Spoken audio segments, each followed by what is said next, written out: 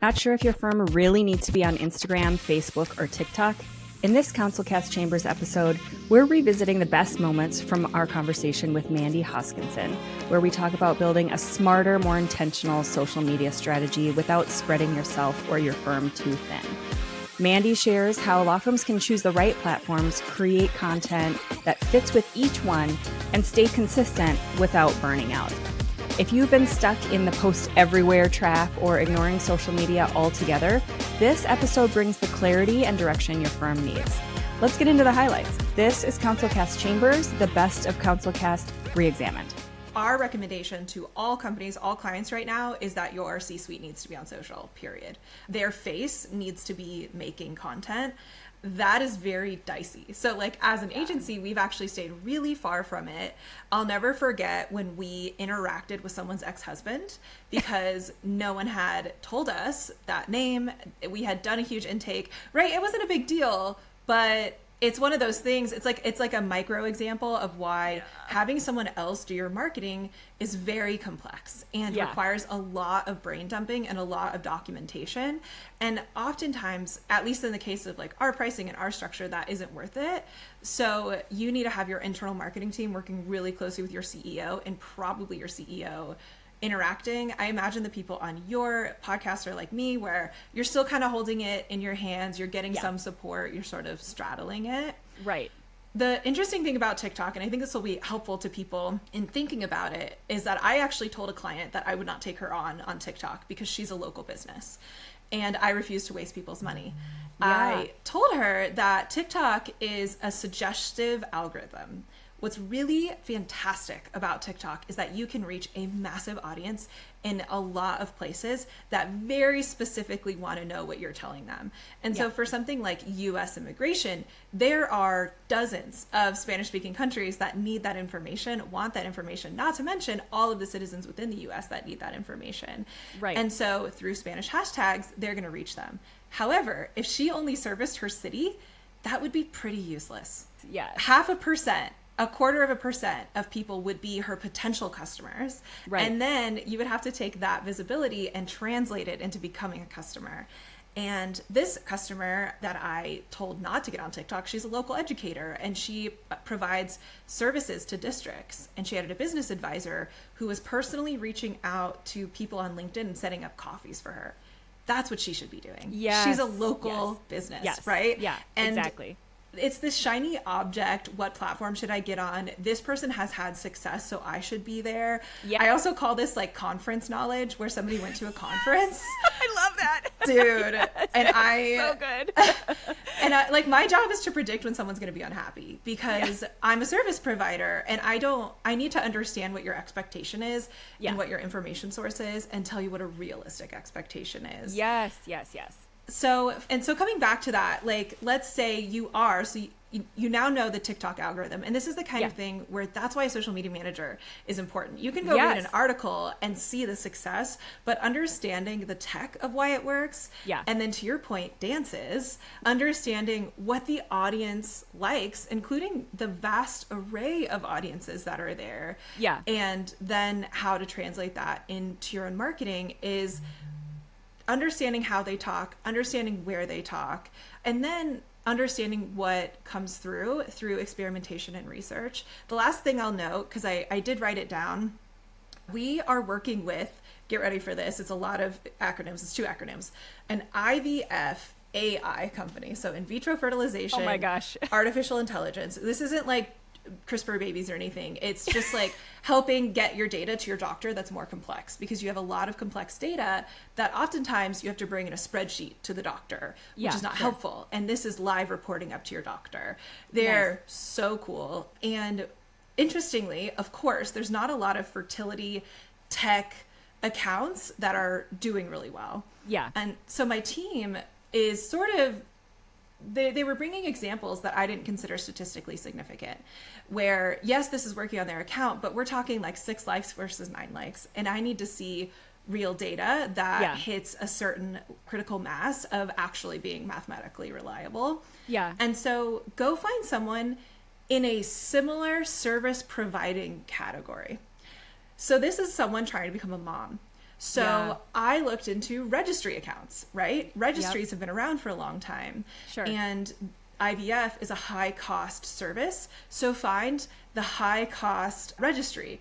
And this registry I knew just from being online and being the owner who's always researching, this registry had just opened a Beverly Hills retail location to let Beverly Hills moms experiment with things that could be on their registry. Oh, really nice stuff. Nice. Yeah. So then take that account that's investing a lot, obviously, into marketing, that they opened a space.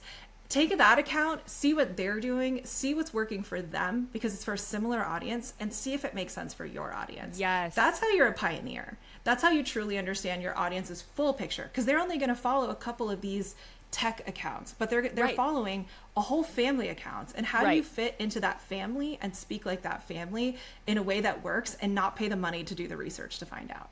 Oh my gosh, that is so valuable. So there's two like really big follow-up things that I just wanted to underline with that, because the first one is to kind of go back to this idea of finding the right inspiration and aspirational type sites and accounts, because the legal industry, let's just be honest, there's not a lot of there's no one I would consider an influencer. There's no one that's doing groundbreaking work. There's no one that I can even think of that has millions of followers or even hundreds of thousands. It's mainly a few thousand here and there. So even when I've done my own research, I'm not looking at the legal industry. I'm just not, because that's not inspirational. There's not great accounts out there that are doing groundbreaking work. Everyone, it seems, in the legal industry is kind of doing the same thing as everybody else. So get yourself outside of that little box. That is such a really, I feel like so many lawyers cannot do that. And it's that's going to be a little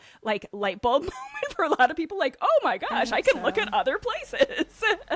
And, think about the life experiences that your audience is going through. And think about the income level and that comes from talking, which I know lawyers are doing with their audience. And I know their audience, your customers, your clients, right? So if they're buying a new house, they're following, depending on who they are, if it's a man, if it's anything like my man, they're following Zillow accounts and carpentry accounts. Right. And if it's a woman, it's also those two, Zillow and carpentry, and it might lean to court. Being a little sexist here, but also I'm a marketer who understands patterns, and this is the pattern associated with it. Exactly. Well, and we work with a lot of cannabis companies, legal companies, law firms that are working with cannabis companies.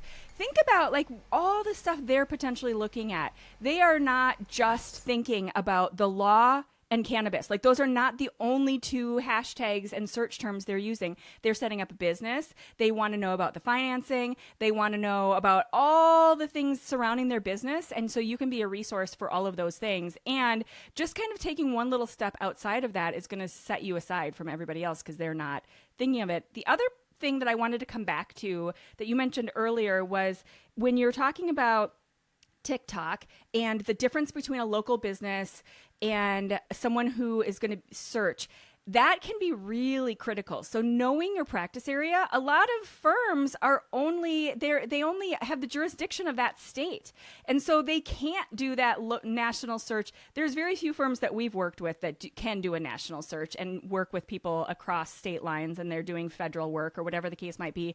But the majority of firms are confined to either your state or maybe the next state over. So keep that in mind. That's really important to keep in mind when it comes to TikTok if your search is limited to that local geography. So what other platforms? So we talked about TikTok, we talked about LinkedIn, kind of threw a little shade at Clubhouse. What other platforms should lawyers and kind of business people be considering? Oh, you also mentioned Instagram a little bit here and there. And then what is the deal with X and what are we calling it? And I have a hard time not calling it Twitter and tweeting and all of that. That's going to be rough. Yeah, same. I have so many feelings about Elon Musk. I'll kind of tie in what we were talking about, which is thinking about the actual goal of your marketing. And this is something that I set my clients down and I say, what is your company's goals? Yeah. What is your past, present, future of your company? What is your marketing goals? Not your social media goals, your marketing goals. What's the past, present, future of that? What have you tried? What are you trying? What do you think you want to try? what is your digital marketing goals, past, present, future of that. And then we do social. And a lot of people instinctively, through letting them do this exercise, realize that these are disconnected. And what we do as a company is we create very custom KPIs, key performance indicators, that we track weekly and we present monthly. I always tell people, don't track your KPIs weekly. It's like checking your stocks every day. It's going to stress you out and not tell you the big picture. Right. And so with this educator, I met her in this fantastic Goldman Sachs business program. Everybody should do it. It's called 10,000 Small Businesses. And she was instructed to do a newsletter, a podcast, LinkedIn marketing, TikTok, Instagram, and Facebook. And I said, I would never do that for myself. Yeah. And nor do I. And I get my referrals by the internet. I really don't. I get it from my network, but I have a higher chance of getting a referral from the internet than you do. Sure. And what you're doing would burn me out so fast. And yes. so I cannot take you on as a client because I couldn't keep up with that. And you're already expressing overwhelm with things that aren't even involving getting on camera. Yeah. And so thinking about that big picture, to create an internet brand is very expensive. To create a local brand, it can actually be really affordable. Yeah. And local marketing kind of gets down to the basics. If someone here has a law degree, then they've seen different forms of marketing. And the beginning of my career was still buying phone book ads. Granted, at the end of the phone book, but they worked. And you want to know why? Dermatology, skin tags. Oh, yeah. We were doing skin tag removal. And so their trusted source of information was the phone book. Oh my gosh. And it was our most effective platform. How did I know that? Because I made a custom phone number to find out who was calling, because calling was their favorite way to reach out. Yeah. Of course. Yeah. And we made so much more money that way. And so not getting being a deer in the headlights of social media is going to save my business, because it won't. However, understanding that social media is the cheapest form of marketing right now, the return on investment is incredibly high.